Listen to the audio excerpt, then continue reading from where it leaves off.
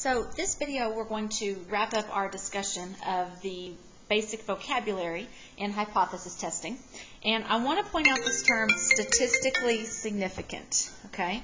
That is a big deal. We just spent, at the end of the last video, we spent some time talking about our conclusion or our decision and how if we reject the null hypothesis, that means we support the alternative, the claim, and that means there is sufficient evidence to support the claim of whatever it was. If we did not reject the null hypothesis, or we failed to reject the null hypothesis, that means there was not sufficient evidence to support the claim of whatever that claim was. That's a big deal. It is actually very difficult to get enough evidence to reject the null hypothesis and support the claim. Okay?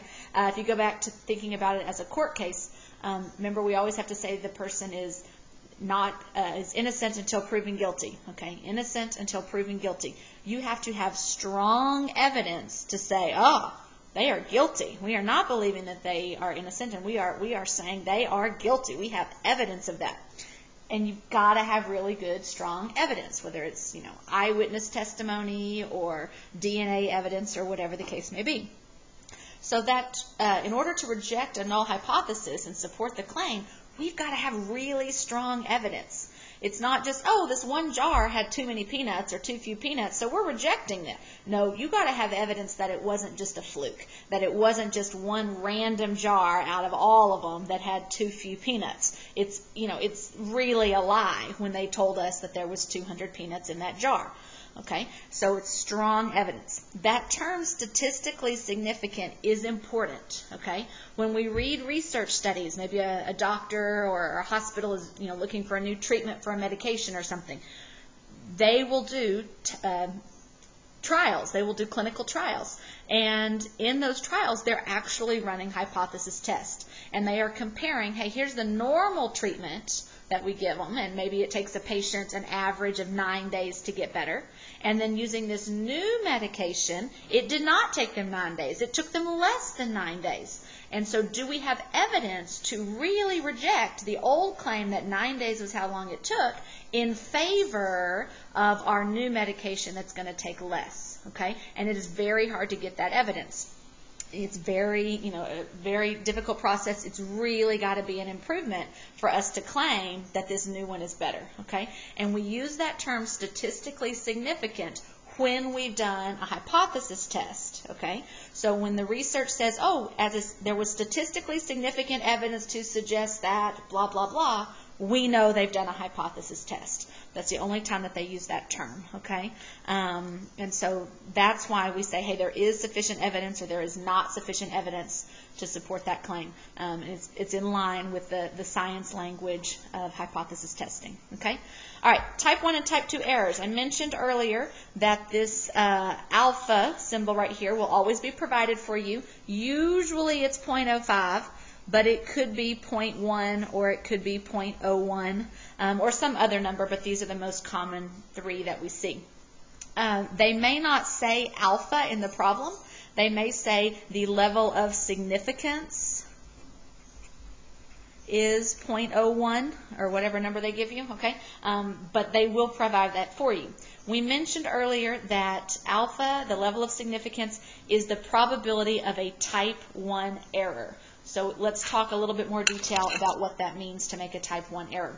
There are actually two types of errors that you can make when you do a hypothesis test. One is a type 1 error, and of course the other is a type 2 error. Alpha is the symbol we use to represent the probability of a type 1 error. Beta is the symbol we use to represent the probability of a type 2 error. There is a connection between alpha and beta. As one goes up, the other goes down. There's a relationship there. We're not in our class going to focus that much on the difference, we're not going to focus that much on, how to calculate beta and that sort of thing. Just understand that there is a connection between alpha and beta, between the type 1 and type 2 errors. And there is a formula and all that. We're just not going to worry about those details, okay? All right, so I'm going to draw a little 2x2 grid here. There's going to be 4 boxes. And I'm going to show the 4 different scenarios that could happen when we do a hypothesis test, okay? Across the top, I'm going to label this reality.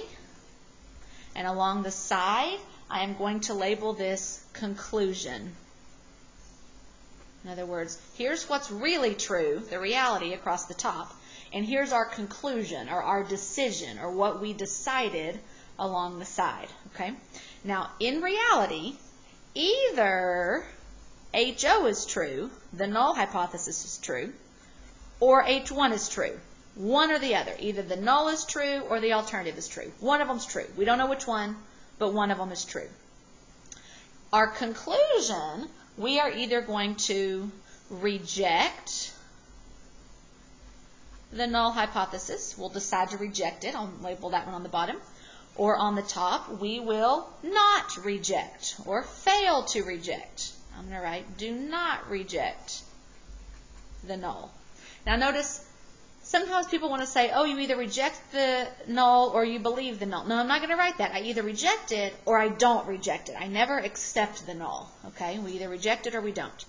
Now, when we consider what our decision is, along with the reality, there's 4 different scenarios. Okay? Either the null was true and we did not reject it. Now, if we don't reject it, that's sort of like believing it. We don't want to use that language, but it's basically like, yeah, we don't reject you. We think you could be true. We might believe you. We might support you. Okay? So if you think about it that way, if you didn't reject it and the null really was true, then you did the right thing. We're going to put a check. Yay, you did the right thing. Okay? The HO was true and you did not reject it. That was a correct decision. You made the right decision. You did the right thing. Okay? All right, the other place that you could be correct out of the 4 scenarios that happen is if the alternative is true, so H1 is true, and you rejected the null. Now, if you reject the null, that means you go, hey, null, I don't believe you. I don't like you. I disagree with you. You're wrong. Get out. And that means you do believe the alternative. You're supporting the alternative. You rejected the null in favor of the null. You rejected the null in favor of the alternative. Well, if you rejected the null in favor of the alternative, and the alternative was the true one, then yay, you did the right thing. Good decision. Okay? So these 2 boxes, top left, bottom right, those indicate we did the right thing. We made a correct decision. The other 2 boxes, top right and bottom left, indicate ways that we could make mistakes. We were wrong. We made a wrong decision. Now, hopefully, these 2 don't happen very often. Hopefully, their probability is really, really small. That's why if you think about that alpha was a small number. 0.05 is small. 0.01 is small. Hopefully, the probability of us making one of those errors is really small. But they're not 0. There is a possibility that we can make a mistake. Okay? The bottom left-hand corner is our alpha. That is the probability of a type 1 error. That's our alpha. Now, what occurs if we made a type 1 error? Well, our decision, over on the left-hand side, was that we rejected the null. We rejected the hoe. We said, oh, nope, don't believe you, you're out, we disagree with you. But in reality, the null was true. So we did the wrong thing. We rejected it, but we shouldn't have because it was true. Okay? So a type 1 error occurs when you reject the null when it was really true. I like to say you were wrong to reject. And I intentionally spelled wrong the wrong way. I left off my W, okay? And I do that so that they have the 2 R's together, kind of a play on words to help you remember. You were wrong to reject, okay? The R's go together. That's a type 1 error. You rejected, but you were wrong, okay? You should not have done it. Type 2 error, obviously, is the other one in that top right corner, okay? In a type 2 error, the alternative was true. You should have rejected in favor of the alternative hypothesis, but you did not reject, okay? You did not reject, and you were wrong. The H1 was the true one, okay? That is a type 2 error. And we use beta to represent the probability of that, okay? So when they give us that level of significance, that alpha value, they're saying, hey, this is the probability that you make a type 1 error. Okay, and you decide how high or low you want that probability to be. In most science experiments, they let it be 0.05. They are willing to have a 5% chance of a type 1 error occurring, okay, which is pretty small, but it's not 0. And then beta is related to that. Okay, so here's another example, going back to the court case example, if you will. The null hypothesis in a court case is that the defendant is innocent. And that's correct, right? Innocent shall proven guilty. So you go into court, we assume that you are innocent. Okay, that is the null hypothesis. We need evidence to reject the null and go, nuh-uh, they're not innocent, they're guilty. Okay, we need evidence to reject the null and believe the claim that the person is guilty. Now, obviously, the prosecution has some sort of evidence, or what they think is evidence, or they wouldn't be having the trial. But the question is that evidence enough for the jury to reject the null in favor of the claim that the person is guilty? Okay? All right, so a type 1 error. Remember, a type 1 error, you were wrong to reject. Okay? In a type 1 error, you rejected the null. You said, no, they're not innocent. We don't believe that. We're rejecting that. So you are saying they are guilty. You rejected their innocence and said they were guilty. But you were wrong. You said they were guilty when they really were innocent. So if you make a type 1 error in a court case, an innocent person goes to jail. Okay? That is a problem. We do not want type 1 errors in court cases. In many situations, type 1 errors are very serious. It's a big problem. So generally speaking, they want that probability of a type 1 error, they want that alpha value to be very low. Okay? I do not think 0.05 is low enough in the case of the court case. I want it real low, 0.00001 or something, okay? Because we do not want innocent people going to jail, okay? Type 2 error is the other way that you could be wrong. A type 2 error means you did not reject. You failed to reject, but you should have. The other one was true. The alternative was the one was true, okay? So in a type 2 error, you said they were innocent, but they were really guilty, okay? So in a type 2 error, a guilty person goes free. Okay? Now, that's also a problem, okay? That means you have someone who did something bad out roaming the streets. They didn't go to jail like they were supposed to. That's a problem, okay? And we could debate, different people have different opinions on that, which one, type 1 or type 2 error, is worse. The American judicial system is built on the idea that we would rather have type 2 errors. We would rather have guilty people go free than innocent people in jail. Now, I'm not saying that, it always happens that way. I think there's probably in the judicial system cases of both type 1 and type 2 errors. But, the idea is that we would rather a guilty person go free than an innocent person go to jail, okay? But they're both errors. They both mean something has gone wrong, okay? Okay, so let's try a couple of examples here. They want us to determine the type 1 and type 2 error. So what has occurred if you make a type 1 error and a type 2 error in these two situations here? A reporter claims that more than 50% of workers find their jobs through networking. Okay, so before we deal with what kind of error, we need to figure out what our null and alternative hypotheses are, okay? Remember, the null hypothesis always has the equal to. Our alternative will either have the less than, the greater than, or the not equal to. All right, the claim is about 50% of workers. Those are not means, those are probabilities. So our symbol is going to be P. Okay, we're using proportions or probabilities. What percent of the people did whatever it was. The reporter claims, remember your H1, your alternative is your claim. They claim that more than 50% of workers get their job through networking. So they are claiming that P is higher or above 50%. I'm going to put 0.5 because we always have to work it as a decimal instead of a percent. Okay? And then, of course, the 0.5 or 0.50 will be our null hypothesis as well. So networking, in case you're wondering, networking is like, if you've ever heard the example, it's not what you know, it's who you know. Like if you have a connection to help you get a job or to help you to get some sort of opportunity, that's called networking. So a reporter is claiming that more than half the people get their job by networking. They have a friend make a call for them or recommend them or something like that. Okay? All right, so this is our null and alternative.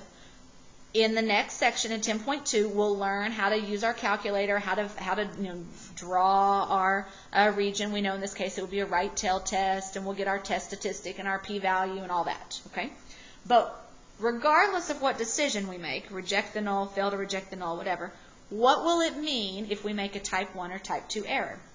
Now remember, type 1 means you were wrong to reject. Okay. So that means you rejected this. You rejected, okay? You rejected the null hypothesis. You rejected that P was 0.5. But you were wrong. P really does equal 0.5. So a type 1 error means you rejected the null when the null really was true, when P really did equal 0.5. Okay? Type 2. What's the other way that you could be wrong? If type 1 is you rejected but you were wrong, then type 2 must mean you didn't reject but you were wrong. You did not reject. Okay? So you did not reject that the probability was 0.5. But you should have, because the true one was the alternative. When P is greater than 0.5 is what was true. Okay. All right, another example. A sociologist claims that the average age when teenagers begin working is less than 15.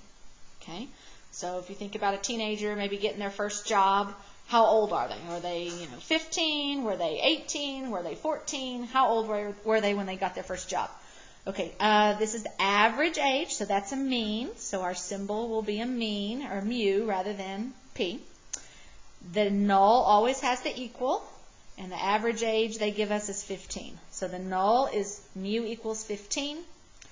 The alternative will be, let's see, their claim, what they believed, was that the average age was less than 15. So mu is less than 15. Okay. Now we'll learn in our 10.2 video how to calculate this, how to draw our picture, find our test statistic, our p-value, all that good stuff. Right now we're just talking about what type of errors could be made. Remember type 1, you reject, but you were wrong. So you rejected the null when the null was true. So if that happens, then you rejected that the mean was 15. When mean equals 15 is true. And then type 2 is the other way that you could be wrong. Well, if type 1 is you reject, then type 2 must be that you did not reject. You did not reject that the mean was 15 when you should have. Okay, you should have because the alternative was true. So mu is less than 15 is what was actually true. Okay? All right. So what's going to happen in an actual hypothesis test, if you'll notice, these are kind of the steps or the procedures that you're going to follow on this next page here. Okay? You're going to want to read through the problem, identify any key values. So N for your sample size, X bar for your sample mean, those types of things. You're going to want to identify those values. Okay? You're going to pick out the details for your claims. Okay? Is it about means or is it about proportions? Which one is it? Okay? Step 1 will be to state your null and alternative hypothesis. Make sure you have the correct values, mu or P. The null should have the equal to. Your alternative should have the less than, greater than, or not equal to. After you identify your hypotheses, you'll find your alpha level, your level of significance. That's also the probability of a type 1 error. They will tell you the alpha. Based on the alpha, you will need to get your critical value. It will either be a Z or a T, and you're going to get that from the table, okay? The table in your formula chart. Then you're going to go to your calculator in step 3, and you're going to plug in all this data, all the values that you got from the original prompt. You're going to plug those in, and it's going to tell you your test statistic, either a Z or a T, whichever one it is. Then you will draw your graph. You'll decide, okay, it's one-tailed, two-tailed, whatever. You're going to draw your picture and get your p-value as well as test statistic from your calculator. Okay. Once you have that information, you're going to make your decision. Okay. You're either going to reject the null or you're going to not reject the null, fail to reject the null, using either your classical approach of rejection regions or your p-value approach, comparing the p-value to alpha. If p is low, reject the whole. Then you'll be able to write your conclusion. And your conclusion, if you reject it, will be there is sufficient evidence to conclude that blah, blah, blah, whatever you wrote for your alternative hypothesis.